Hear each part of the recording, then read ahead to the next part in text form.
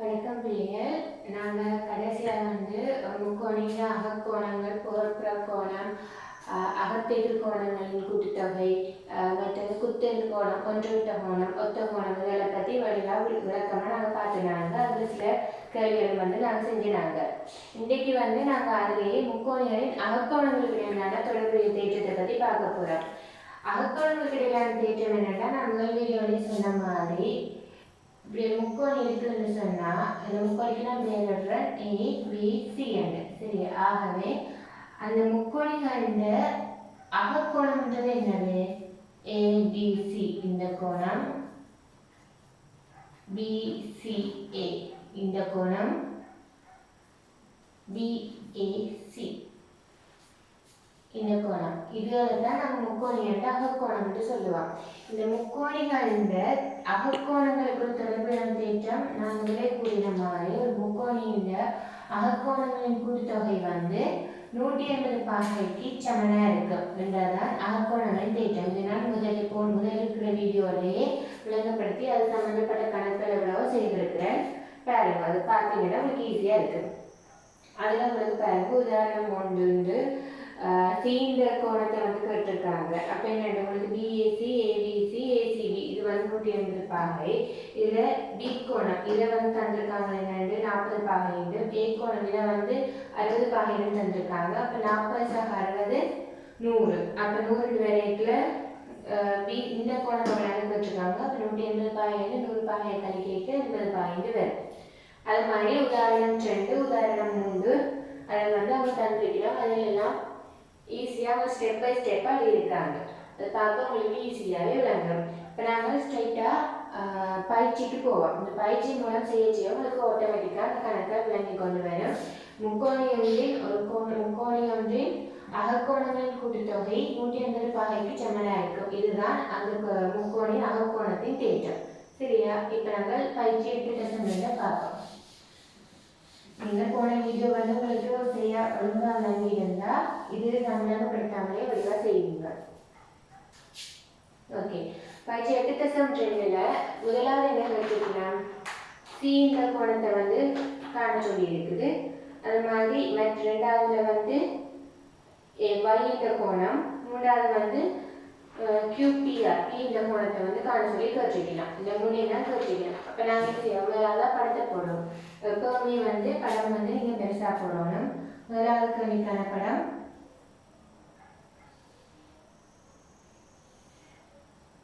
இப்படி போட்டிருக்கு. இது A கோணம், இது B கோணம், இது C கோணம்.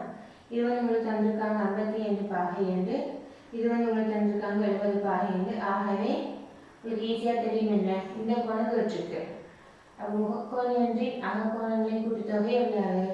ACB BAC. அகக்கோணங்களின் கூட்டுத்தொகை 180 பாகைக்கு சமனாக இருக்கும். அப்பவே ABC இது 55 பாகை சக ACB இதான் உங்களுக்கு கேட்டது. BAC இது 70 பாகை, அது 180 பாகைக்கு சமனாக இருக்கும். ஆகவே ACB 180 பாகை சய 70 55 கூட்டினா 122 பாகை. 122 பாகை கழிச்சா ஆன்சர் வரும் 55 பாகை. அப்போ இந்த கோணம் 55 பாகையில் நீங்கள் கண்டுபிடிச்சிருவீங்க.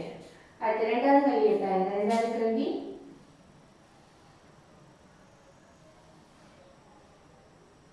இப்படி தந்திருக்கணும். இது X Y Z P Q. சரி, இது 55 பாகை உங்களுக்கு தந்திருக்கணும். இது 40 பாகைன்னு தந்திருக்கணும். உங்கள்கிட்ட கேட்டது XYZ. இதுதான் எவ்வளோ சொல்லி கேட்டிருக்கணும். இது நீங்கள் என்னென்னு பார்த்தீங்கன்னு சொன்னால் பாருங்க, வடிவம் பாருங்க பிள்ளையே. இதை ரிலேட் பண்ணுறது, இதை தொடர்புபடுத்துகிற மாதிரி இருந்தால் முக்கோணி XYZ இந்த மூணு கோணம் என்னது? XYZ கேட்டல் கேள்வி சக YXZ சக YZX. இந்த கூட்டுத்தொகை வந்து 180 பாகையா இருக்கும். சரி, உங்களுக்கு கேட்ட கேள்வி XYZ. YXZ வந்து உங்களுக்கு தெரியும் 40 பாகை இங்கு தந்திருக்கிறான். ஆனா YZX இது நீங்க காணணும். இது என்னன்னு காணுங்க. YZX வந்து 55 பாகைக்கு சமன். YZX வந்து 55 பாகைக்கு சமன். ஏன்னு சொன்னா குத்தெதிர் கோணம். நீங்க முதல் வீடியோல நிறைய கேள்விகள் வந்து செஞ்சிருக்கீங்க. குத்தெதிர் கோணம். குத்தெதிர் கோணம் இதுவும் வந்து 55 பாகையா இருக்கும். அப்ப இது கண்டுட்டீங்க. அப்ப இதை கொண்டு இதுல பிரதி எழுதுங்க. அப்ப என்னட்டு வரும்? XYZ சக 40 பாகை சக 55 பாகை. YZX கண்டுட்டோம் 55 பாகை 180 பாகை. அப்ப XYZ வந்து உங்களுக்கு தெரியும் 180 பாகையிலிருந்து 95 பாகை இந்த கழிக்கைக்குள்ள 85 பாகை விடுவது. இதான் கேட்ட கேள்வி. சரியா? ஈஸியான கேள்விகள். முதலே நான் இப்படியான கணக்குகள் நிறைய செய்து பார்த்துருக்கோம். அடுத்த 3வது கணக்கு பாருங்க. விளங்காட்டி வடிவாய்கள் விளங்கிக் கொள்ளலாம். விளங்காட்டி நீங்கள் கமெண்ட் பண்ணுங்க. ஈஸியான பாடம் ஒன்று. நிறைய தேற்றங்கள் அப்படி ஒன்றும் இல்லை. 2-3 தேற்றங்கள் தான் இதில் உங்களுக்கு இது இருக்குது. 3வது கேள்வியை பாருங்க. படத்தை கேளுங்க. படத்தில் பாருங்க. இது சமாந்திர கோடுன்னு தந்திருக்கு. அம்புக்குறி மூலம் காட்டியிருக்கலாம். சமாந்திர கோடுகளை நீ இருக்காங்கன்னா படிவனையும் பாருங்க. என்ன பார்த்தா தான் சமாந்திர கோடு மூலம் நீங்கள் எடுத்து ஒற்ற கோணம் ஒன்று விட்ட கோணம் மூலம் வேற ஒரு கோணத்தை கணிக்கக்கூடிய மாதிரி கேள்விகள் வரும். அப்படித்தான் கோடுகளாக போடுவாங்க. இது முக்கோணம். இது வந்து 65 பாகை வந்திருக்கலாம். இது வந்து 70 பாகை. சரியா? QPR என்ற கோணத்தை வந்து கேட்டிருக்கேன். இந்த கோணம் வந்து எவ்வளவு கேட்டிருக்கேன். சரியா? அப்போ கேட்டிருக்கேன். நீங்கள் ஃபஸ்ட் என்ன செய்வீங்க? QPR தெளிவுபடுத்துகிற மாதிரி பார்த்தீங்கன்னா முக்கோணி QPRல் QPR சக PRQ சக RQP இது வந்து 180 பாகைக்கு வந்து சமனா இருக்கும். சரியா? அப்போ உங்களுக்கு PQR இப்போ பாருங்க. PQR இந்த கோணம் உங்களுக்கு 65 பாகை வரும். ஏன்? PQR சமன் 65 பாகை. ஏன்? 2 சமாந்திர கோடுகள் ஒரு கோடு வெட்டிக்குள்ள ஒன்று விட்ட கோணம். போன வீடியோவில் நிறைய கேள்வி நீங்கள் இதில் பார்க்குறீங்க. ஒன்று விட்ட கோணம். சரியா?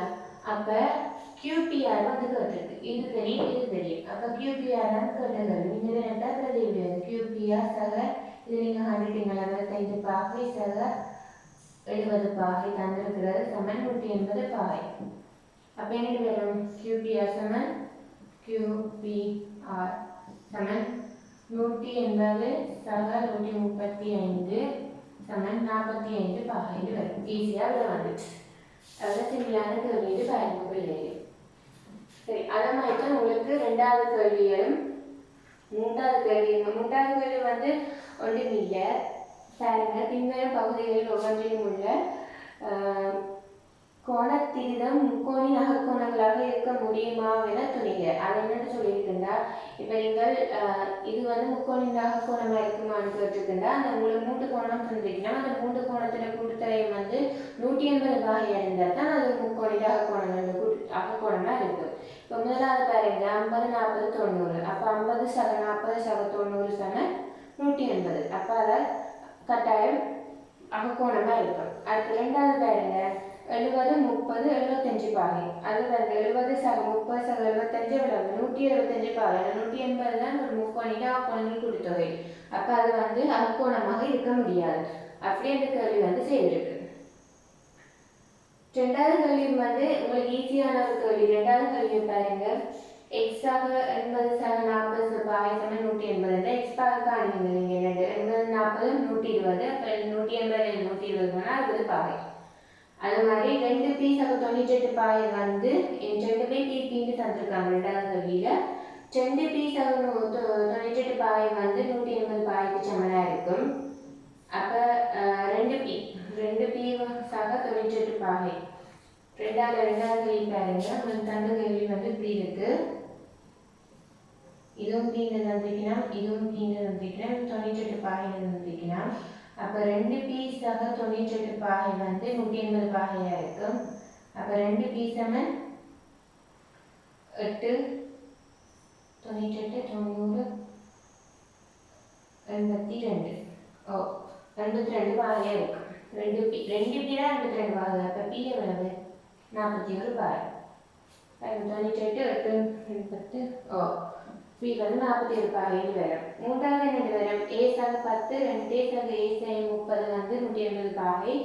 அப்போ 4 சமன் 4 சை 20 பாகை சமன் 180 பாகை. அப்போ 4 சமன் 200 பாகை. அப்போ ஏ சமன் 50 பாகை கிட்ட வரும்.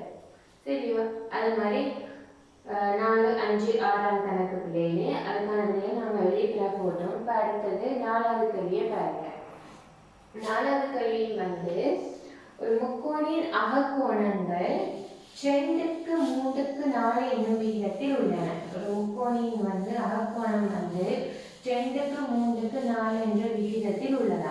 இக்கோணங்கள் ஒவ்வொன்றினதும் பெருமானத்தை காணுங்கள். அது சொல்லிக்கிறோம்னா ஒரு முக்கோணி ஒன்றுண்ட அகக்கோணம் வந்து உங்களுக்கு தெரியாது. அவையான சில விகித முறையில் தந்திருக்கலாம். அப்போ இது ஒரு முக்கோணின் ஏ பி சி. இது ஒரு முக்கோணின் அகக்கோணம் வந்து 2க்கு 3க்கு 4ன்னு சொன்னால் அது இந்த கோணத்தின் பெருமானம் இருக்குது. உங்களுக்கு முக்கோணின் அகக்கோணம் தான் தெரியாது. நான் முக்கோணின் அகக்கோணத்தை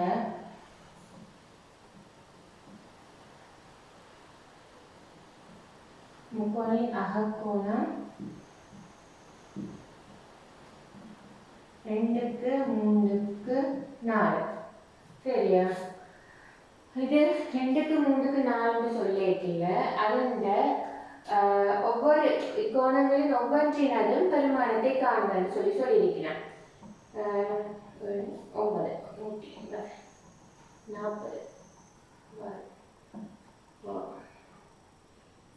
சரி, இப்போ உங்களுக்கு விகிதமுறை தந்தா 2க்கு 3க்கு 4 வந்து 2க்கு 3க்கு 4 வந்து விகிதமாக தந்திருக்கலாம். அப்போ நீங்கள் என்ன செய்வீங்க? இது வந்து 2x. நான் எக்ஸ் என்று சும்மா எனக்கு தெரியாத ஒரு கோணத்தை வந்து நான் எக்ஸ் என்று எடுத்தேன். வந்து இது எக்ஸ் என்று எடுத்தீங்கன்னா எக்ஸ் ரெண்டு விகிதம், இது 3 விகிதம் இது 4 விகிதம் தான் 180 பாகைக்கு சமன். அப்போ 4, 3, 7, 8, 9. 9x வந்து 180 பாகை. அப்போ எக்ஸ் வந்து எவ்வளவு?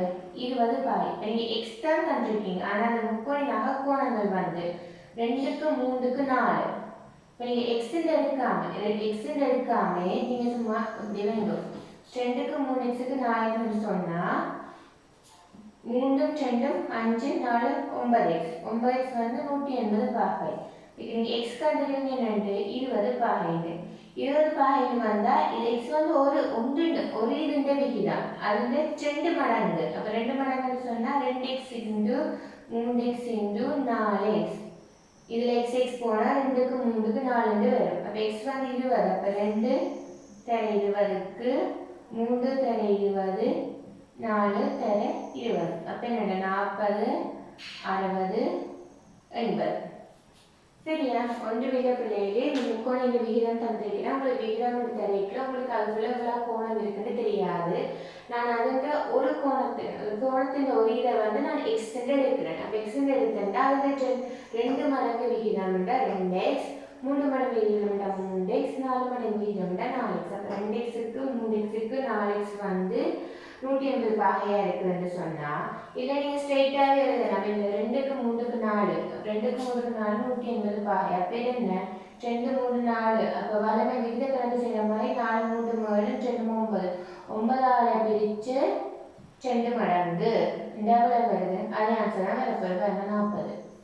அடுத்தது 180 மொத்தம் 9ஆல் பிரித்து 3 மடங்கு 3 மடங்கு வரைக்கு 60. அது மாதிரி 180 9ஆல் பிரித்து 4 மடங்கு 80. அதே ஆன்சர்ஸ் தான் வருது. அடுத்த கேள்வியை பாருங்க. அடுத்த கேள்வி என்ன கேட்டிருக்கீங்கன்னா ஈஸியானது. ஒரு முக்கோணி மிகப்பெரிய கோணத்தின் பெருமானம் மிகச்சிறிய கோணத்தின் பெருமானத்தின் 3 மடங்கு. சரியா? ஒரு முக்கோணி இதே முக்கோணி நான் எடுக்கிறேன். இது கொஞ்சம் முக்கோணி வித்தியாசமாக வரும். மிகப்பெரிய கோணம் மிகச்சிறிய கோணம் வருது. சரியா? ஒரு முக்கோணியின் மிகப்பெரிய கோணத்தின் பெருமானம் மிகப்பெரிய கோணம் அப்படி கேள்வோம். இதான் மிகப்பெரிய கோணம் வைங்க. என் 90 விட கூட வருது. மிகப்பெரிய கோணம் மிகச்சிறிய கோணத்தின். சரியா? இப்ப இந்த ரெண்டுல ஓகே. இந்த மிகப்பெரிய கோணம் மிகச்சிறிய கோணத்தின் நான் மிகச்சிறியதுன்னு எடுக்கிறேன். சரி, மிகச்சிறியது மிகப்பெரியதுன்னு எடுக்கிறேன். மிகச்சிறிய கோணத்தின் பெருமானத்தின் 3 மடங்கு ஆகும். அப்ப மிகச்சிறிய கோண பெருமானத்தை நான் எடுக்கிறேன். நெக்ஸ்ட் மிகச்சிறிய கோணத்தின்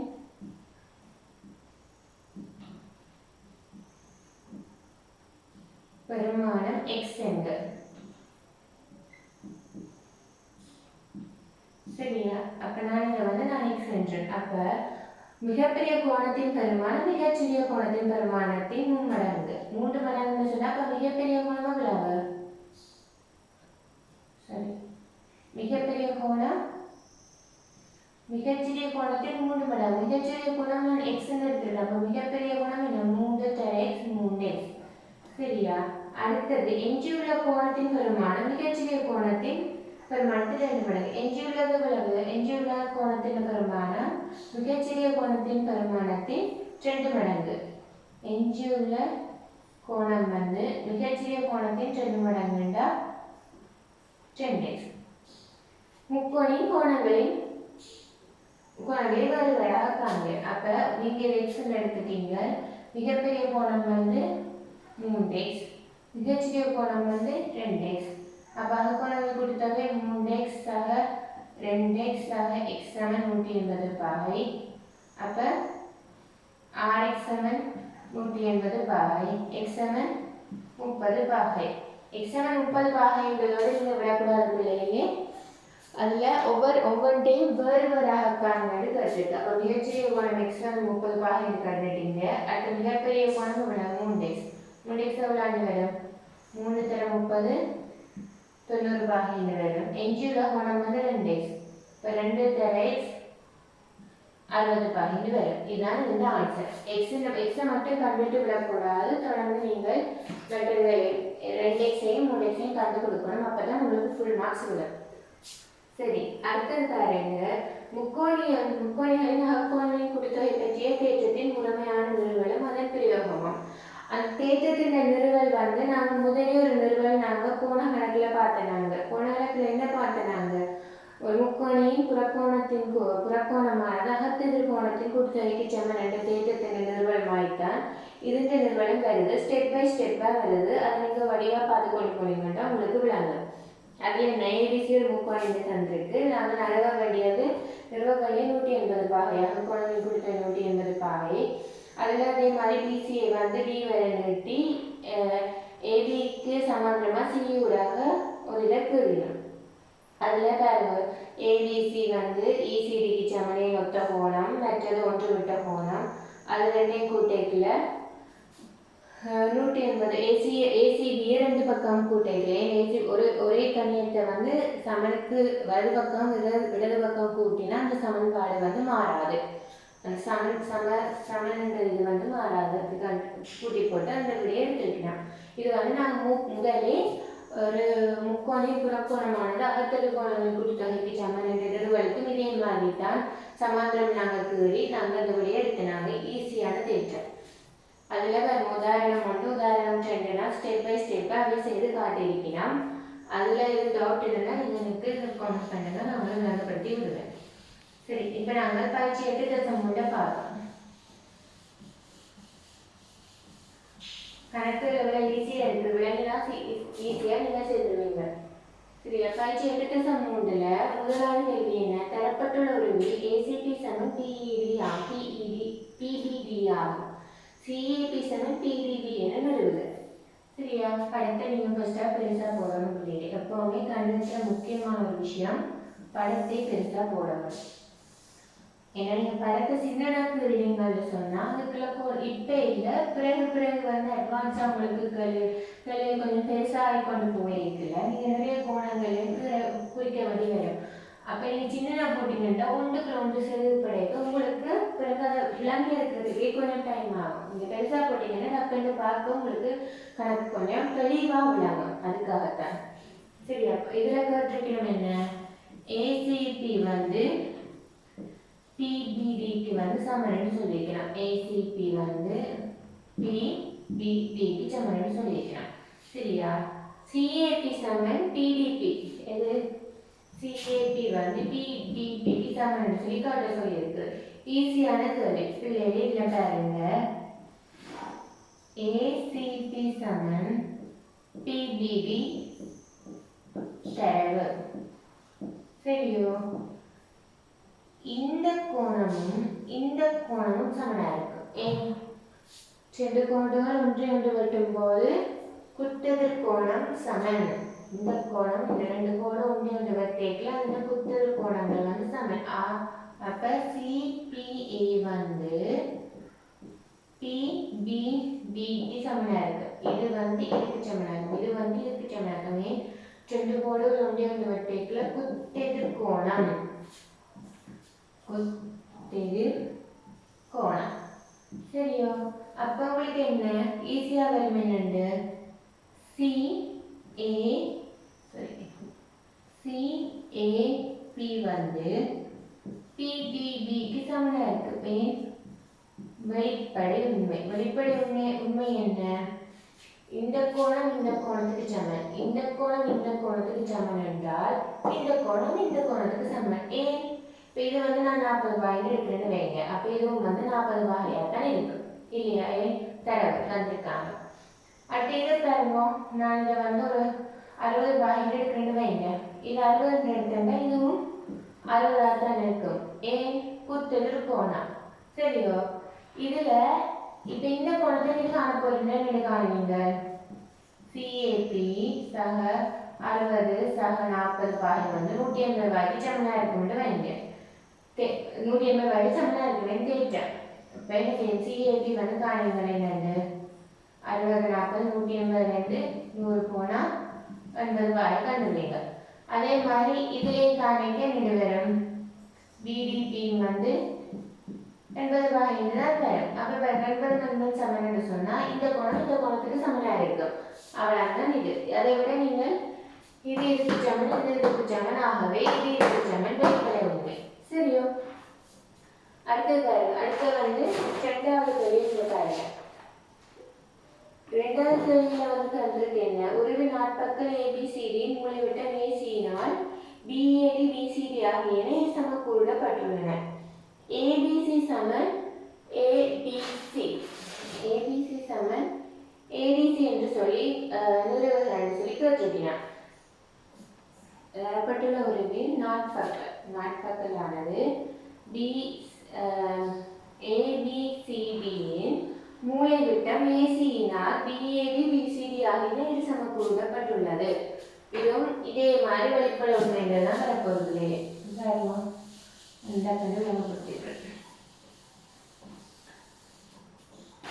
வரப்போகுது படத்துக்கு எழுதும் ஃபர்ஸ்ட்.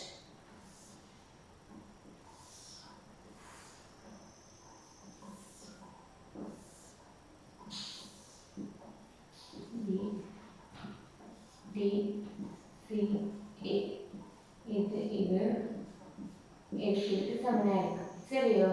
என்ன, இது இதுக்கு சமன் இது இதுக்கு சமன், ஆகவே இது இதுக்கு சமன். வெளிப்படை உண்மை. இதே மாதிரி தான் நம்ம பாருங்க. அதே மாதிரி போய் பார்க்கணும். இது 30 40 போடுங்க. இது 30 இது 30 இது 40 இது 40. அப்போ 30 40 வருது. அப்போ இது 110 வரும். அது மாதிரி இது 30 40 வருது. அப்போ 110 வரும். ஆகவே ஏபிசி சமன் ஏபிசிக்கு சமன். ஈஸியான கேள்வி. அடுத்தது பாருங்க. அடுத்தது கிட்டத்தட்ட 3 கிட்டத்தட்ட அதே மாதிரி கேள்விதான். நீங்கள் செய்து பாருங்க, ஒரு ஈஸியாக விட வரும் இல்லையா? அடுத்த 4வது கேள்வியை பாருங்க. எங்க இந்த தேற்ற எல்லாம் நான் முதலில் இருக்கிற வீடியோவில் கண்டிப்பாக உங்களுக்கு ஒவ்வொரு ஸ்டெப் பை ஸ்டெப்பாக நான் விளங்கப்படுத்தியிருக்கேன். அதை வைத்துக்கொண்டே நீங்கள் எவ்வளவோ அந்த கணக்கை நாங்கள் செஞ்சுருக்கிறோம். அதனால் உங்களுக்கு இது அது ஒழுங்காக விளங்கியிருந்தால் உங்களுக்கு ஈஸியாக ஆன்சர்ஸ் நீங்கள் எடுப்பீங்க. அடுத்தது பாருங்க, 4வது கேள்வியை பாருங்க. தரப்பட்டுள்ள உரிமையில் உள்ள தகவல்களை கேட்க. சரியா? தரப்பட்ட உரிமையில் உள்ள தகவல் என்ன? படத்தை ஃபஸ்ட்டாக பெருசாக செய்வோம்.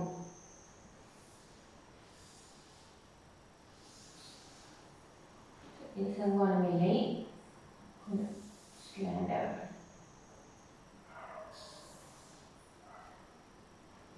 A E B E C.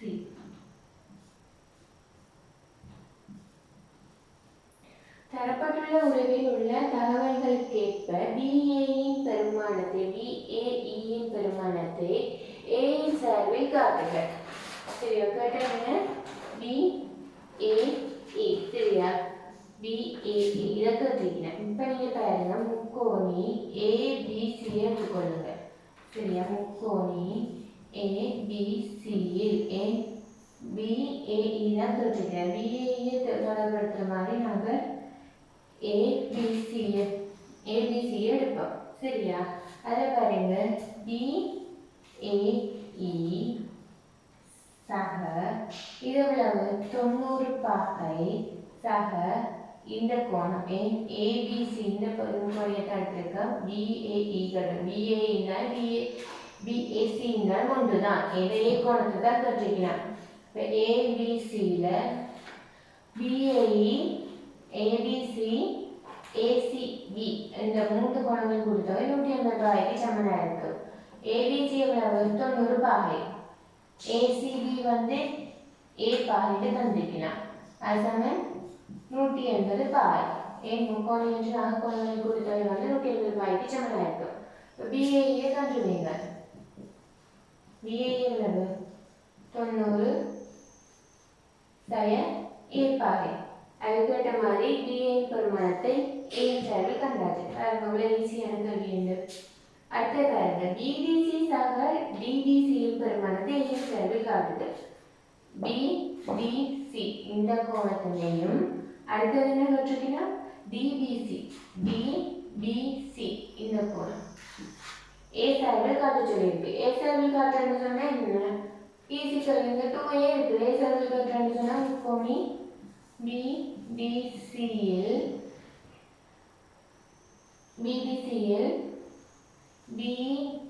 BDC கோணம் சக DCB கோணம் சக CBD இந்த கோணங்கள் கொடுத்தால் எவ்வளவு? 180 பாகை. சரியோ? உங்களுக்கு கேட்டது என்ன? BDC சக DBC இந்த CBD இது BBC இருந்தாலும் CBD இருந்தாலும் ஒன்றுதான். BDC சக DBC கேட்டிருக்கேன். அப்போ என்ன? இதை சொல்லுங்க. BDC சக DBC சக TCB இந்த கோணம் தெரியும். TCB எவ்வளவு? A சக 2 சமன் 180 பாகை. ஆகவே BDC சக DBC சமன் 180 பாகை சக 2. இதான் கேட்டது. சரியா? அடுத்த 3வது என்ன கேட்டிருக்கிறோம்? BBC சக DBC வந்து 2 மடங்கு BAEன்னு கேட்டிருக்கிறோம்.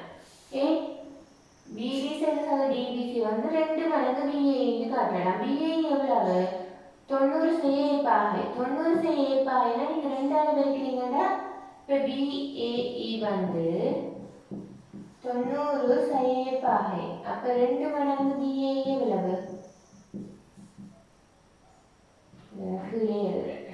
இல்லைன்னா உங்களுக்கு BAE வந்து 90 A பாகை. ஆகவே 2 மடங்கு BAE வந்து 2 மடங்கு 90 A பாகை. அப்போ எவ்வளோ வரும்? 180 2. இந்த 180 2 இங்கே இருக்கு. அப்போ என்ன? இந்த 180 2 இங்கே BDC சக DBC சமன் 2 மடங்கு BAE. ஆன்சர் வந்துச்சு. கேட்ட கேள்வி அதுதான். பார்த்தீங்களா எவ்வளோ ஈஸியான கேள்வின்னு சொல்லி. அந்த மாதிரி கேள்வியிலேயே அடுத்த இதுவும் மஞ்சள் கேள்வியும் கூட அதே கேள்வியில் அதில் கேட்ட கேள்வி என்ன, கேட்கப்பட்ட கேள்வி என்ன, முக்கோணி ஏபிசியில் ஏ கோணம் சமன் பி கோணம் சமன் சி கோணம் ஆகும். பிஏசியின் இருகூறாக்கியானது பக்கம் பிசியை பியில் சந்திக்கிறது. பாருங்க, அப்பவும் கணிதத்தை பொறுத்த வரைக்கும் படத்தை பெருசாக போடுங்க. தேவையை வடிவாக நீங்கள் விளைவி கொண்டுட்டீங்கன்னா எந்த கணக்கு இருந்தாலும் நீங்கள் ஈஸியாக செஞ்சுருவீங்க. ஆனால் அந்த கணக்கை வந்து டைமுக்கு செய்யணும்னு சொன்னால் நீங்கள் பயிற்சி எவ்வளோ செய்கிறீங்களோ அவ்வளோத்துக்கு தான் உங்களுக்கு குயிக்காக உங்களுக்கு ஐடியா வரும்.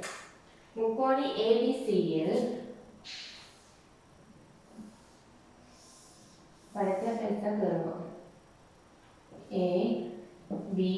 ABCயில் A கோணம் B கோணம் C கோணம் சமன். அப்போ இதை ரெண்டு வரும், இது இது இது சமன் சொல்லியிருக்கிறான். BACயின் இருகூறாக்கியானது பக்கம் BCயை Bயில் இது செங்குத்தாக வராதுகளே கொஞ்சம் ஸ்டாண்டாக வரும். சரி, அப்படி எனக்கு செங்குத்தோன்னா நாங்கள் எடுக்கவே இல்லாது. பக்கம் Bயில் சந்திக்கிறது. BACயின் பெருமானத்தை காண சொல்லியிருக்கு. BACயின் பெருமானத்தை காண சொல்லியிருக்கு. என்னென்னு, இதுவும் முக்கோணி ABCயில் A கோணம் B கோணம் C கோணம் சமன் சொன்னால் இதை நான் எடுத்தா இதுவுமே அப்போ 3 வந்து எவ்வளவு 180 பாகை. அப்போ வந்து 60 பாகை. அப்போ BAC எவ்வளவு, BAC வந்து 60 பாகை.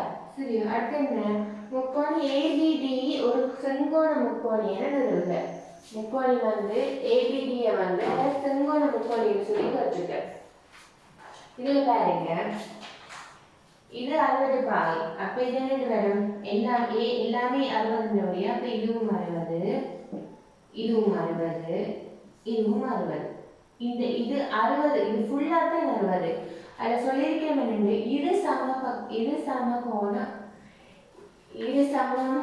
அந்த கோணத்தை வந்து 2 சமமாக வந்து அது பிரிக்குது. இருகூறாக்கினபடியா இது வந்து இந்த கோணத்தை வந்து 2 சமமாக பிரிக்குது. அப்போ இது 60 பாகைன்னு இது 2 வரும் 30 பாகை, இதுவும் 30 பாகை வரும். இருகூறாக்கின்னா அந்த கோணத்தை வந்து அது 2 சமனா வந்து பிரிக்குது. 2 சமனான கோணமா பிரிக்கிற வழியாக தான் வந்து இருகூறாக்கின்னு சொல்லணும். அப்போ இது 30, இது 30.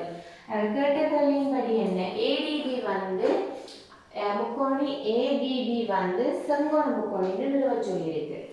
முக்கோணி ABBயில் இப்போ நாங்கள் இந்த கோணத்தை கண்டா சரி, ADB இந்த கோணத்தை கண்டா சரி. அப்போ பாருங்க, ABB கோணம் சக ABB கோணம் சக PAB கோணம் வந்து 180 பாகைக்கு சமனாக இருக்கும். இதுவும் உங்களுக்கு தெரியும், இது 60 பாகை, BAD வந்து 30 பாகை, ABB இந்த கோணம் தான் உங்களுக்கு தெரியாது, சமன் 180 பாகை.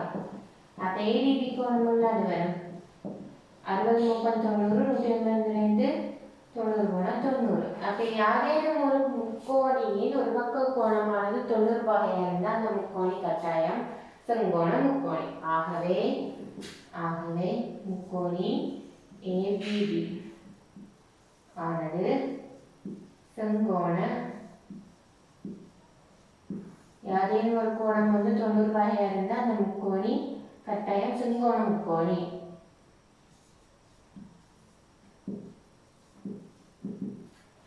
ABD ஆனது செங்கோண முக்கோணி. பாருங்களே எவ்வளோ ஈஸியான கல்வின்னு சொல்லி. இதோட அந்த முக்கோணியில் ஒன்றிய பாடம் வந்து முடிவடைஞ்சிட்டது.